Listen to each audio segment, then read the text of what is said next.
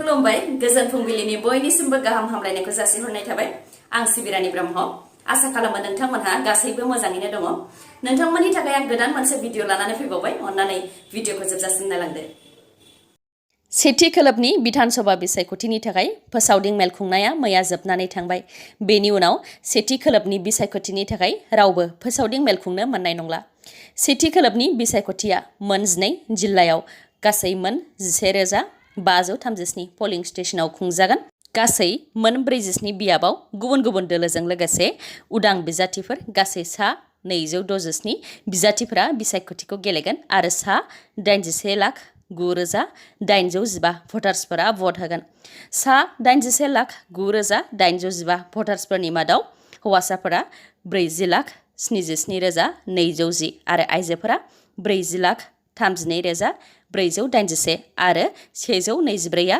ट्रेन्सजेन्डार्स मख'नो गोनांदि बिसायख'थिया मोनथाम खोलोबाव खुंजागोन आरो बे मोनथाम खोलोब अदेबानि 27 मार्च 1 आरो 6 एप्रिलाव ड्राइ डे एबा जौ दखानफोरा बन्द थागोन बे थांखिखौ आसाम सोरखारा गांसे फोसाव बिलाइनि गेजेरजों फोसावनानै होबाय बिपिएफ आरो इउपिपिएलनि दावहायाव सिरियै गुबुनासो देरहालांगोन नामा 30 नं सानजा क'क्राझार बिधानसभा बियाबाव बिपिएफनिफ्राय प्रमिला रानी ब्रह्म आरो इउपिपिएलनिफ्राय लरेन्स इस्लारि बिथांमोनहा बिसायख'थिखौ गेलेदों नाथाय बिपिएफ आरो इउपिपिएलनि दावहायाव उदां बिजाथि मन कुमार ब्रह्म बिथाङा मुलाम्फा जागोन नामा 30 नं सानजा क'क्राझार बियाबनिफ्राय उदां बिजाथि मन कुमार ब्रह्म बिथाङा गुबुनफोरबायदि गावखौनो देरहासारगोन होननानै दाबि खालामदों बिथाङा खौरांगिरिफोरनि सिगाङाव बुंथिदों दि बिपिएफनि प्रमिला रानी ब्रह्म आरो इउपिपिएलनि लरेन्स इस्लारि बिथांमोनहा जेबो गोहोम खोख्लैनो हानाय नङा होननानै बिथाङा बिपिएफनि बिजाथि प्रमिला रानी ब्रह्मनि हेंथायै बुंथिदों दि बिथां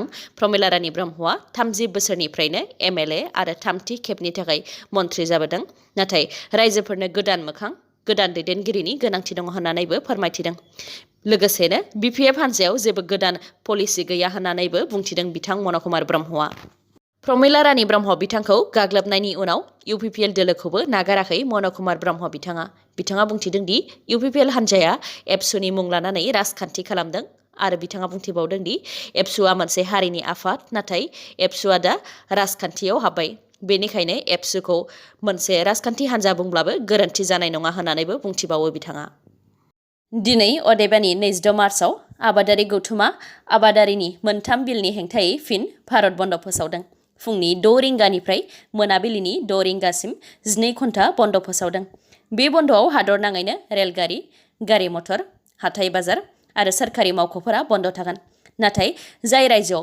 बिसायख'थिनि सम जेरै आसामजों लोगोसे सोनाब बेंगल केराला पुडुचेरी आरो तामिलनाडु बेफोर रायजोआव भारत बन्दब्लाबो गोहोम गोग्लैयाबो जानो हागौ बिटिसिआव जाय सोरखार सालायो बेजोंनो रायजो राजाफोराबो थाफायो बे खोथाखौ बुंथिदों 30 नं सानजा क'क्राझार बियाबनि इउपिपिएलनि बिजाथि लरेन्स इस्लारि बिथाङा इउपिपिएल हान्जाया मैया मोनसे हाबनाय हाबाफारि खुंदोंमोन आरो बे हाबनाय हाबाफारियाव बिटिसिनि गाहाय प्रमद बर' बिथाङाबो बाहागो लानानै लरेन्स इस्लारि बिथांनि जानानै फोसावदिं मेल खुंदों बे हाबाफारिनिफ्रायनो लरेन्स इस्लारि बिथाङा बुंथिदों दि काउन्सिलाव जायनि सोरखार थायो रायजोफ्रा बेजोंनो थायो होननानै बेराफारसेथिं प्रमिला रानी ब्रह्मनि जानानै फोसावदिं मेल खुंदों हाग्रामा महिलारि बिथाङाबो बिथां हाग्रामा महिलारिया खौरांगिरिफोरनि सिगाङाव बुंथिदों दि रायजोआव मडेल कड अफ कन्डाक्ट सोलिफुबाय थानाय समावबो इउपिपिएल बिजेपि आरो एजिपि जथाय सोरखारा जौगालु बिथांखिफोरनि मावफुंनायनि थाखाय हरनि समाव 20 निफ्राय 30 जौखोन्दो कमिसन लानानै बिल पास खालामो होननानैबो बुंथिदों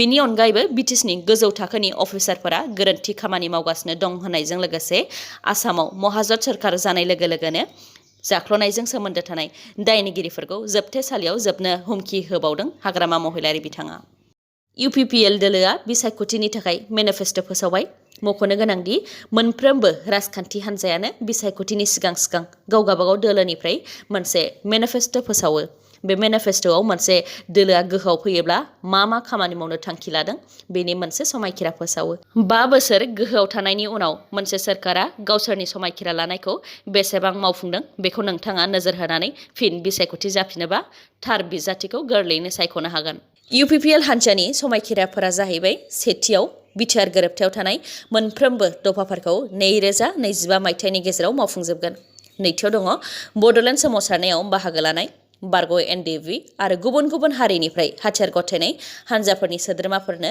आर्मि आरो पेरामिलिटारि फर्सफोराव साख्रि होनो थाखाय रायजो आरो मिरु सोरखारजों सावरायगोन।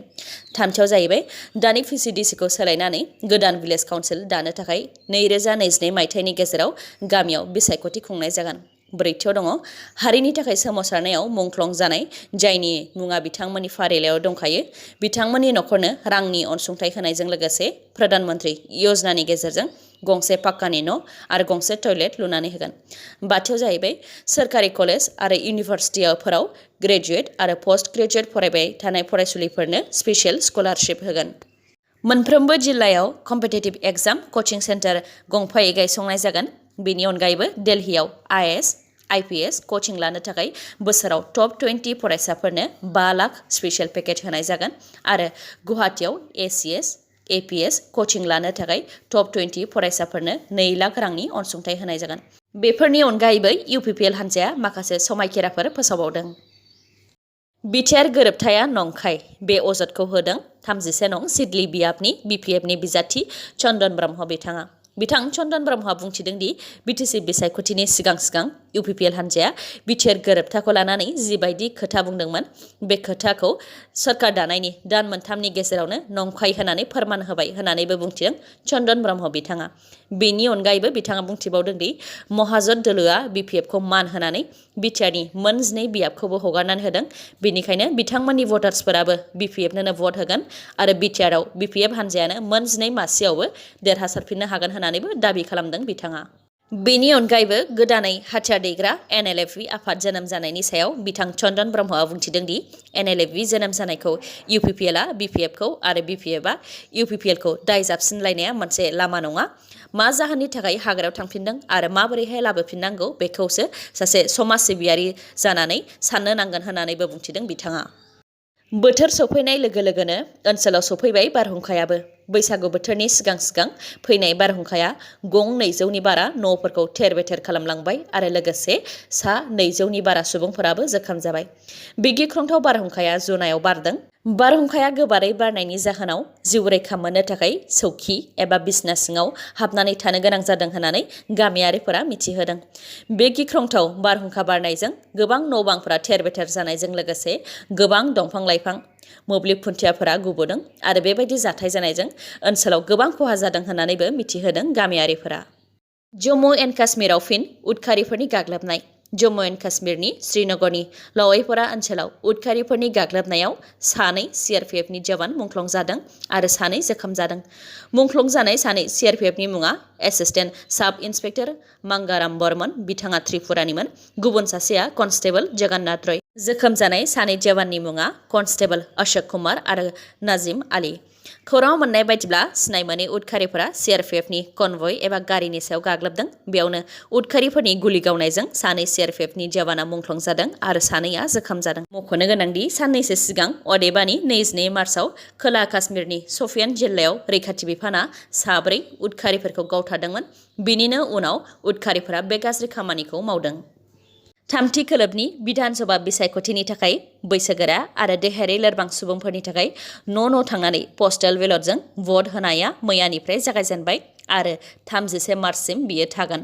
मख'नो गोनांदि सिगांनि बोसोरफोराव बेफोरबायदि पस्टेल बेलटनि गेजेरजों न'निफ्रायनो भट होनो हानायनि सुबिदा गैयामोन। नाथाय बे खेबनि सुबिदाखौ मोननो हानानै रायजो राजाफोरा गोजोननाय फोरमायदों। दिनैनि भिडिअ'आ एसेनोसै। गाबोन आरो गोदान भिडिअ'जों लोगो मोनफिनबावगोन। नोंथाङा दासिमबो आंनि चेनेलखौ साबस्क्राइब खालामाखैबा अन्नानै साबस्क्राइब खालामदो, लोगोसे लाइक, कमेन्ट आरो शेयार खालामनो दाबाव। गोजोन्थों।